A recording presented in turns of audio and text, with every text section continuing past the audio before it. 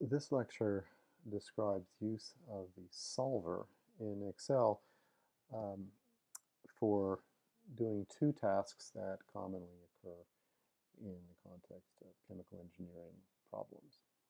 Those two tasks are finding roots of equations and minimizing functions. So as an example of the first task, consider some function c of t, which is here just totally made up example, 5e to the minus 2t plus t. And what you want to know is when this concentration, if that's what it is, equals 3. What times does it equal 3? So if we plot the function, you can pretty clearly see where that happens. The line, which is concentration equals 3, crosses the curve in two spots, someplace around a quarter or so, and another place close to 3. In other words, there are multiple roots of this equation. The solver in Excel is one of its functions is to find roots, and the root that it finds will depend on the initial guess, as you will see when I demonstrate it in Excel. And it's clear that that must be so. If it finds a single root at a time, then obviously it's got to find one root somehow and find the other root somehow. And the way it works, it turns out, is that you supply an initial guess, and it polishes that initial guess to precision. And so which root it finds will depend on the initial guess you make. The other task that, generally speaking, the solver in Excel performs is to minimize functions. So an example of that relates to our previous lecture is fitting data in which the fitting function is too complicated to perform a linear least squares fit. So for example, if you have data for the log of vapor pressure and you want to fit it to the following equation here, a minus b over t plus c, and the data is a function of t, there's no way to finagle that function so that the three parameters a, b, and c are linear coefficients, that is, multiplying fitting functions in some expansion of log p in terms of functions. If it was a minus b over t, you could do it because you could think of the data as a function of 1 over t, and then you'd have a with a constant and b the slope of a linear fit, but not if it's a minus b over t plus c. As we'll see, though, you can write an expression in Excel for the sum of the square differences between the data points and the function you're trying to fit, and you can minimize that sum of the square errors as a function of the three parameters on which it varies, the a and the b and the c in this case. And Excel will, again from some initial guess as to what those parameters are, will vary them in such a way as to hone in on the best fit, that is, the values of the parameters which minimize the square error.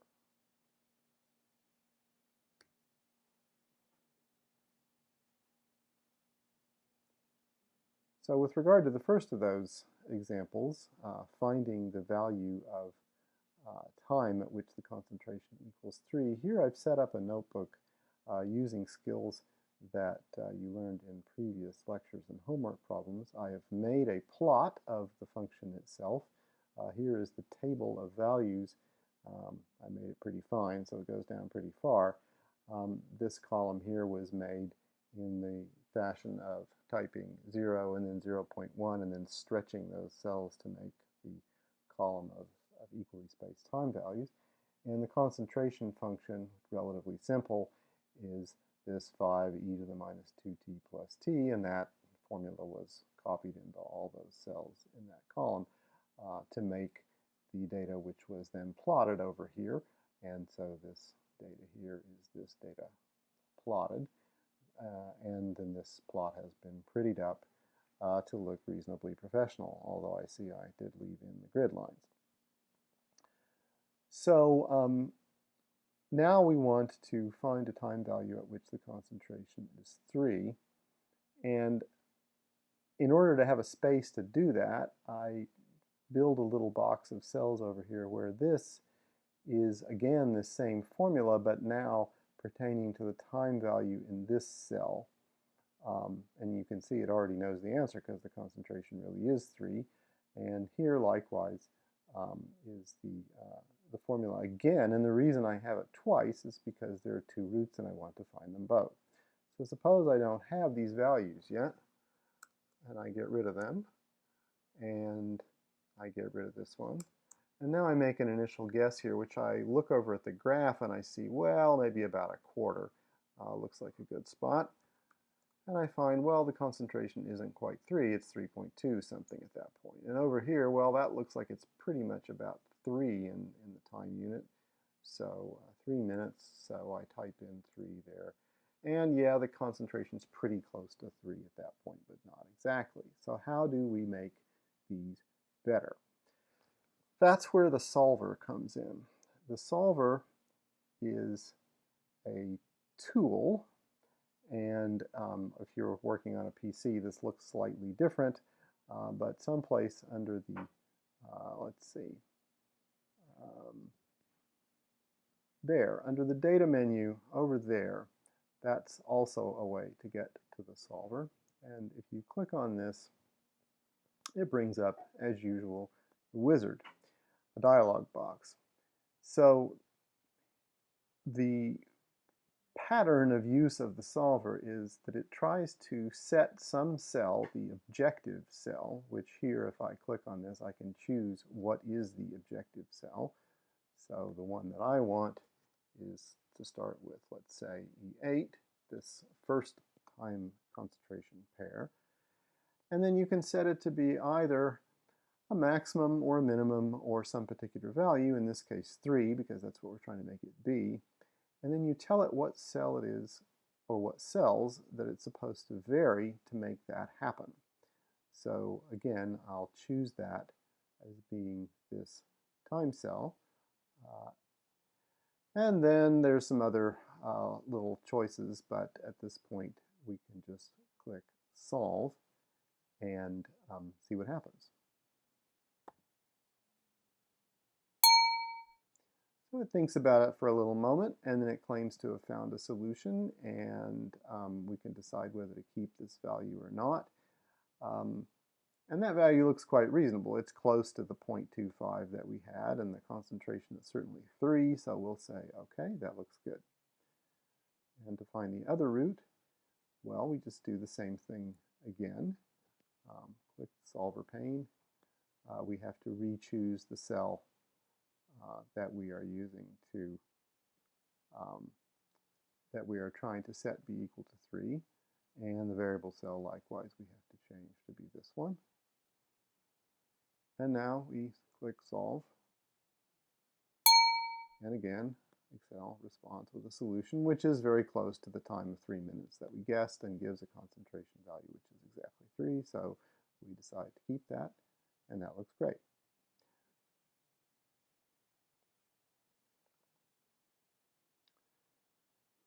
The other example is somewhat more complicated.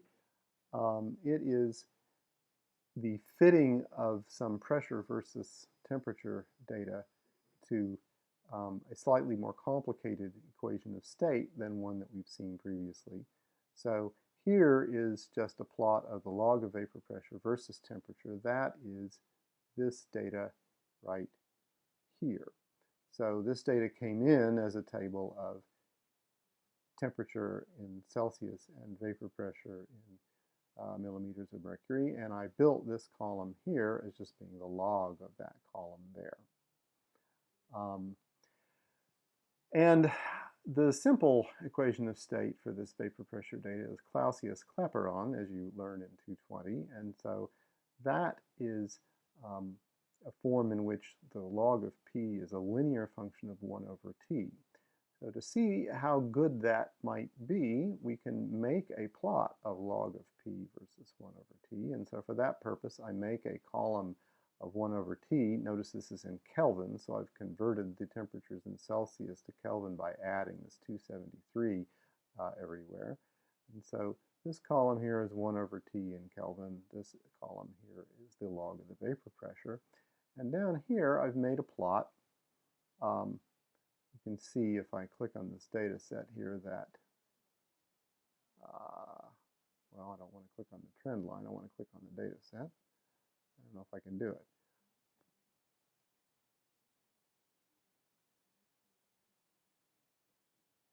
Well, if I could click on this silly data set instead of the trend line, then you would see that it was plotting this 1 over T, the log P versus 1 over T.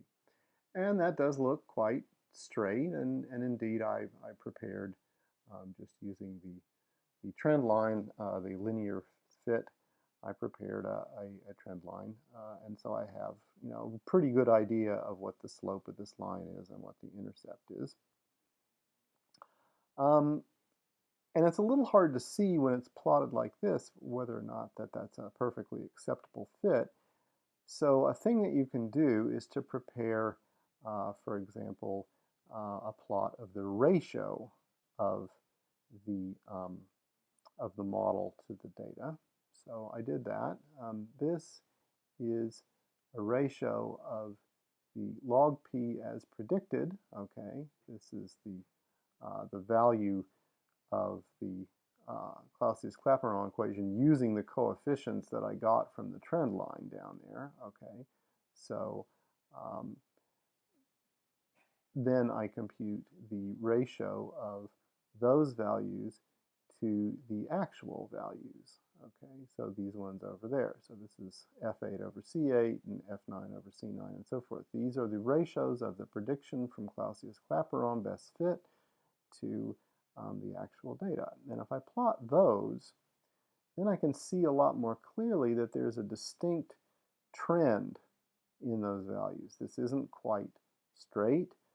It's not just random scatter around some value. There's definitely about a 5 or 6% variation as you go across through here, and it's a little too high on the ends and a little too low in the middle, which is very hard to see if you plot it like that.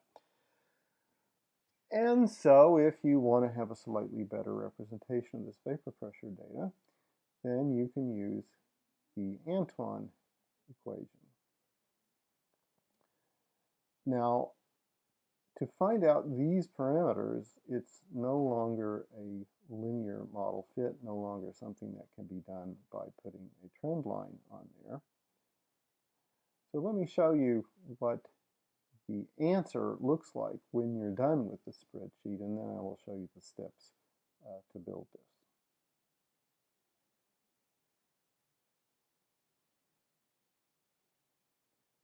So now we see the spreadsheet when the problem is done. What I need is a little table of the parameters A, B, and C that will be varied in order to do the best fit of this Antoine equation to the data. And then I have a little cell here which is the sum of the square errors. And that's the thing we're trying to make small by adjusting the values of A, B, and C. So here is the model equation, A minus B over D plus B8. And I have named these cells A, B, and I don't remember why I named that cell D instead of C. I'm sure there was some reason, but I can't remember now. And so this column here is the predicted value of the pressure under this Antoine equation with these values of the coefficients A, B, and C. Then the square error is the difference between this prediction and the actual value of log P squared. So H8 minus E8 squared, and on down here. And so there's this whole column of squared errors. Over here in this plot, we've got the original data, but now we have this curve, which is the model versus T, and then I have the original data versus T. Up here, this SSE, sum of squared errors, has been set equal to the sum of, well, the square errors, right? So this cell here, its value is telling you how far off in the sum of squares sense the model prediction is from the data, right? So H8 minus E8. So this difference is being taken in the log of in other words, it's the sum of the squares of the differences between the predicted log P and the actual log P. So what I need to do then is to build this column for the Antoine model, to build these cells for the A, B, and the C, to build this column for the square error, to add the plot of the model so that I can see how the model is doing, and then somehow or other to figure out values of A, B, and C that are not 100 miles off, and then tell Excel to adjust those values to make this cell as small as possible. So I'm going to return to the starting point spreadsheet and do those things.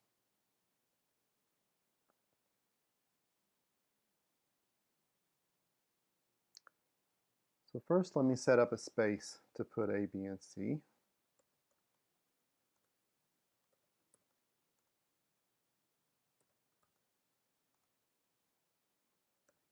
And the sum of the squared errors.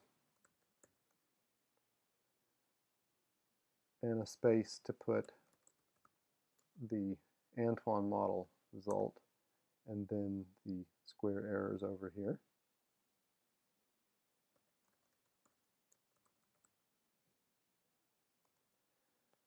And now the model equation will be equal to, well, let's go ahead and name these cells here. So I'm having trouble naming some of these cells, and for some reason I can't name a cell C, and I don't know why. So I'm going to go into this Define Name panel and get rid of some of the names which are already defined that are causing me trouble. And now I'm going to name this cell something slightly longer. Let's say A-val. And then I'm going to name this cell B-val, val for value, and this cell C-val, all in the hopes that those names won't collide with any previously defined names. And that seemed to work. So now I'm going to build my formula by using those values. So it's A-val minus B-val divided by the temperature in Kelvin. So parenthesis temperature. Oh, sorry. The C is supposed to be fit as if the temperature is in centigrade. So just plus C-val like so. And of course I get nonsense because there's no values in here anyplace right at the moment. To fix that, I'm going to use the values of A, B, and C that correspond to the Clausius-Clapeyron fit as my initial guess. And that was 20.627, we'll just say 20, and then 5209.4, let's just say 5200 for the B. And for the C, we'll use 273, like so. Now we'll just copy that into the remaining cells. Now I've made my plot over here already so that that line is on there. I just had that in the notebook already, but you can put this second line corresponding to this model into the plot. And then I want to construct the square error as being the square of the difference between this and the log p value as it really exists. And copy that formula into the remaining cells. And there's my sum of the square errors. And now I construct the sum of the square errors as being the sum of everything in this range. and it's not small because the curve is off from the data. So now I invoke the solver. I want the solver to set this objective cell right here, the sum of the square errors, and I want it to be as small as it can make it, so I check this min, which happens to be checked, and I want to change these cells here, A through C, to make that happen. And so I push go, and it thinks about it, and for some reason I can't see anything that's going on, so I'm going to press continue and hope for the best.